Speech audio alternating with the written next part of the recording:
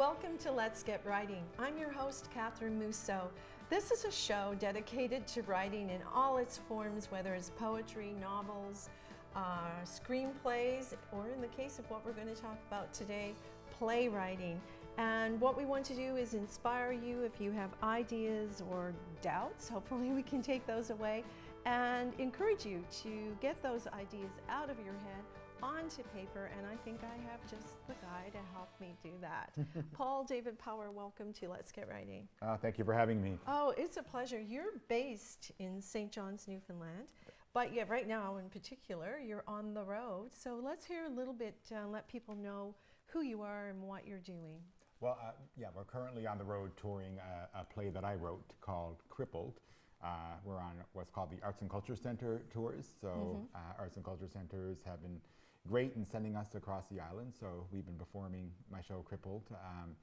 We just finished up in Gander and here in Grand Falls, Windsor, and we're off to Stephenville and Corner Brook in the coming days. Yeah, those are coming up. The dates, I think, for Stephenville are March 7th and Corner Brook March 10th. And I have to say this, I saw your play last night, and I also had the opportunity to be part of a workshop, which I have so much to say here, but you so very generously did that. You came into the community and you offered an opportunity for writers here locally who want to know more about playwriting, and you worked with us, and it was phenomenal.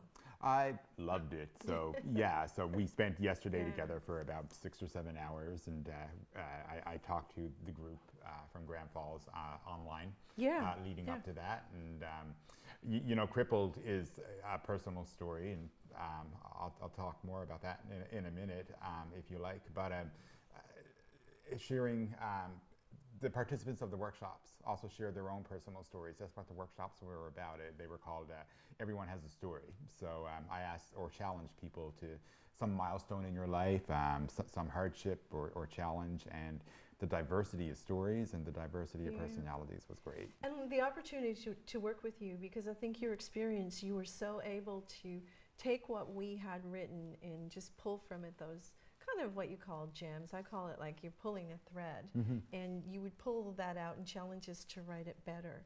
And that's what got me thinking, like, I wonder what his play is going to be like, because it was a personal story. And then you gave us so many pointers on how to add more depth and character and ideas with what we were doing to make our work better.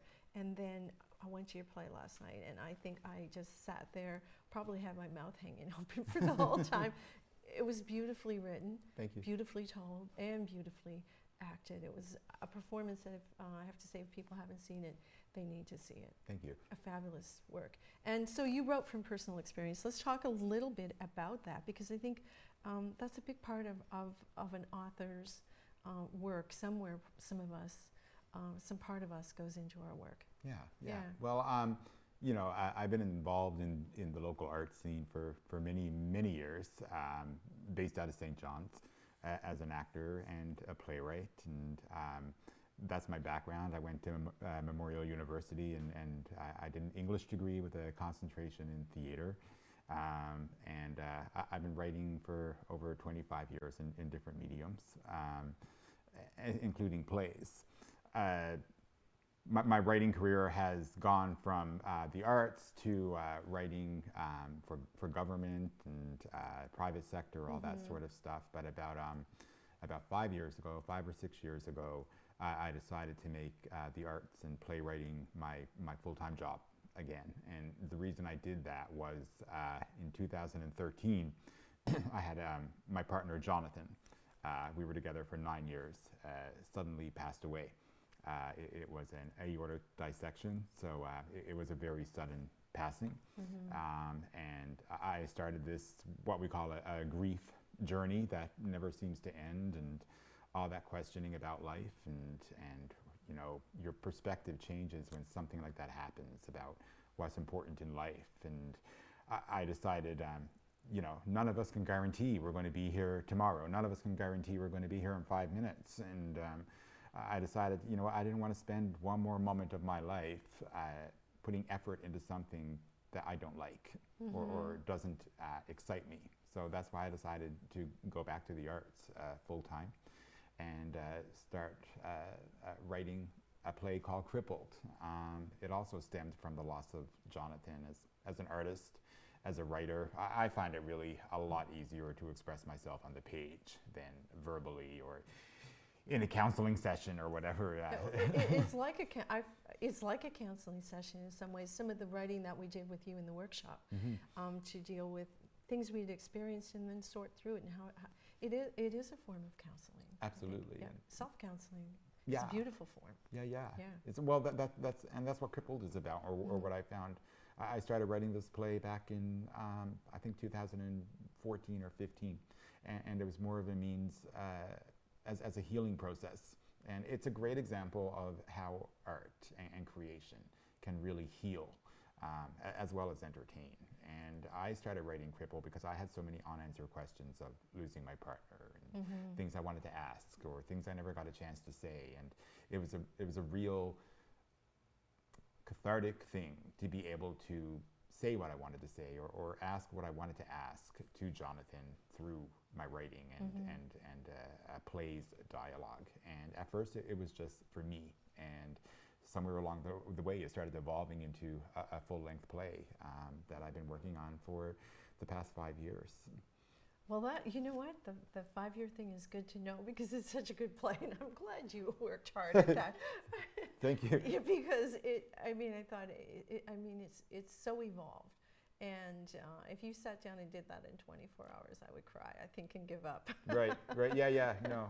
But that is the way it is with art. Sometimes there's a story beforehand, and we hear about, someone had this great success with something, but there's always so much backstory that goes behind what we create, what we do as wordsmiths, and those emotions. So it must have been really something to be part of it on so many levels, as a writer, as an actor, and to be so closely connected with the play. And right now you're touring. We are. Yeah. Yes. Yeah. It's great. Yeah. So, what about the process of the writing when you started? Did you have a vision for what it is like now from the very beginning? How did it unfold for you? I don't want to give away spoilers, so I'll try to answer this without doing that. But yes. no, it was a real process, and like I said, I didn't know what it was going to be. I knew I wanted to write something to capture all this grief and journey that I was experiencing in life, and I wanted to get it out. And I sat down and started writing, and all I knew was I wanted to deal with that, and I had in my head where I was going to end up in the way of the end of the play. And the first time I sat down and wrote the play, I had gotten a grant for it actually to write it, so I had to write it, And I sat down and I wrote everything I wanted to get out, and it ended up being 9 pages, and frustration ensued. And I was like, "That's 9 pages. There's nothing else here I have left to say." Right. And this is not a full-length play, and I don't really have a story here. And I wrote that first draft. I have a great dramaturge, Robert Chafe, who's incredible writer, based in Newfoundland, and he's the one who really challenged me to go deeper in what I was writing and let go of that sense of you don't have enough to tell. Everybody has a lot to tell. I think it's just having that braveness to go deeper into what you're telling. And he challenged me. I might have had a line that said, that day I was really upset and it was hard. And he would challenge me, okay, so I want you to think about when you were writing that, how were you feeling? What was going through your head?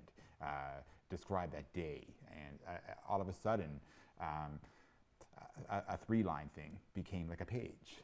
And I really enjoyed that creation process of discovering that, and what we call like a rant, and just expressing everything you're feeling as a writer, not just the fictitious or biographical world you're creating, but what you are feeling exactly when you write, and what emotions come out when you write that word or that sentence. And if you're truthful with yourself and go into that sort of rant, there's a lot of nuggets and everything you can find. And that really was my process to come up with from an 11-page script to whatever it is, 32 pages. And it was a really big artistic journey. Yeah, and the thing is, what we touched upon is sort of the show, don't tell. Like, go deeper, find out how you can show those feelings. And particularly with theater, I'm thinking you have more license in the way that, well, how would I show that, or how do I express it? And it's interesting, and you do it all with 3 characters. And I know it's a very heavy topic, and you cover so many things in there, and you also do it in a way that's absolutely beautiful. It's not something that you would want to sit through and go, oh, I'm uncomfortable or anything. It's just like, oh, I understand this character. I feel what they would be feeling, and you know, I want things for them. I want things to be better for them. Right. You know, like you did that. You did all that and Thank more you. and more. Go see the play. I keep telling people, go see it. It's so beautiful. Thank you. Yeah. But also the topic, crippled. I mean, you work in the industry, and you work in an industry, I guess, I don't know, the best way to describe it is sort of diversity in mainstream theater and so on. Can we talk about that a bit? What is the situation in theater these days, and how did you find that? Well, see, Crippled is my own story about losing my partner and finding myself on the St. John's waterfront, contemplating life, and do I want to go on? So it's a lot about grief, but also because it's my own story, I was challenged to stay truthful to who I am and my identity. And so I don't know if your viewers can see me or not, but I live with a disability, so which requires the use of leg braces and crutches to get around. And so along with the grief component in Crippled, I also stayed true to exploring identity, living with a disability, which what I love most about the play, and what I've seen through the years when we touch on disability in theater or in stories, most of the time it's these, what I call inspirational porn, which is these feel-good stories, especially, you know, all the way through the 70s, 80s, and 90s.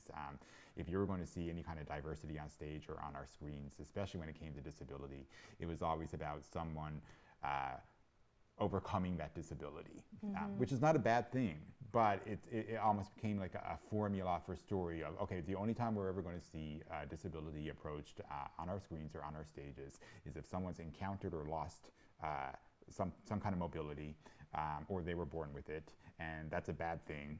And oh my gosh, they're not as equal, and then there's going to be some big revelation or some big cure or something, and they're going to be overcome that and be now part of our society, instead of accepting this is just an identity and disability is disability, and it's not something you have to overcome, and it's not there for people to feel good about that you manage to overcome or triumph. It's a respect of, that's part of someone's identity, the same way you have brown hair, or you're 5'2" or you're 6'2". It's having that kind of view about disability, and I think when we have that type of view, then we see more diversity on our stages and our screens, because it's no longer just about the disability. You know, it's about something else. Like someone with a disability can have all different facets in their lives. Like the character in Crippled that I play, the facet of his life is he had a partner. He's gay. He lost his partner.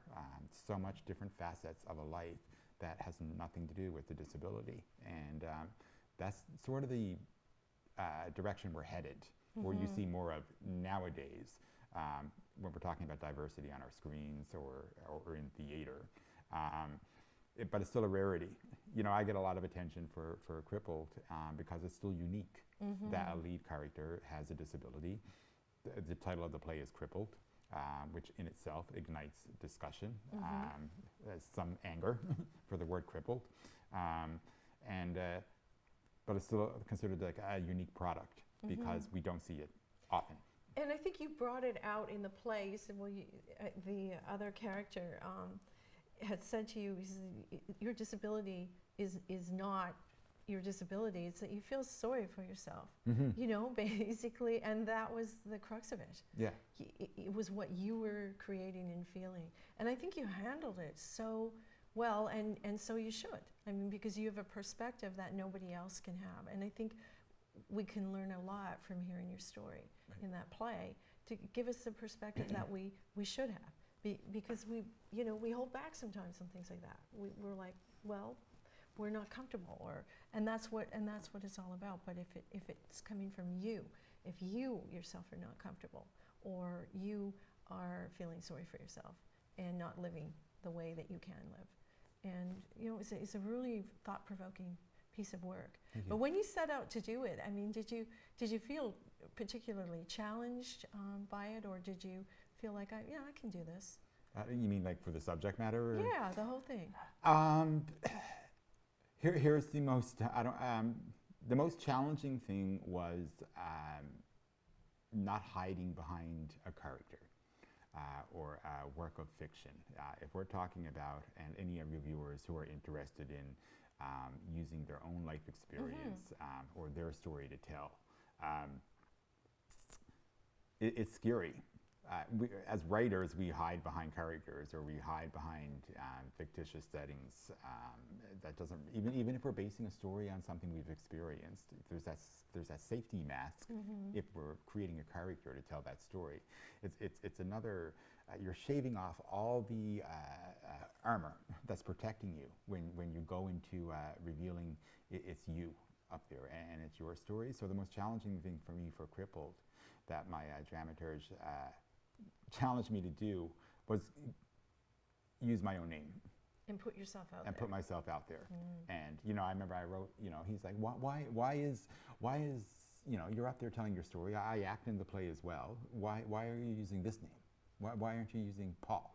And I didn't like it at all. I didn't like that question at all. And I was like, I don't want to use my own name. And that's just getting a bit too personal, and doesn't always make sense, but, and he challenged me to reveal that. And I think it also helps in capitalizing on the genre of theater. So there's no other genre when we're talking about dialogue and dramatic works. If we're comparing that to the TV screen or movies or whatever, theater is in the moment. It's live, and you have a live audience there. And I think revealing, this is my story, and taking off that armor, it makes a real good connection with the live audience that is there. And you work a lot with the fact of the live audience, and that's one thing I like about theater that I did want to ask you about. When you're writing and you're doing your play, and I know there's drafts, but after you perform it, the very first time you perform the play, and the audience laughs at certain places, and you go, I didn't expect them to laugh there, or I wanted them to laugh there. How much does that affect what you write? Do you go back and you edit things based on that initial feedback, or what about that? Well, that's part of the writing process too. So like I said, we've been working on this for like 5 years, and a lot of workshops.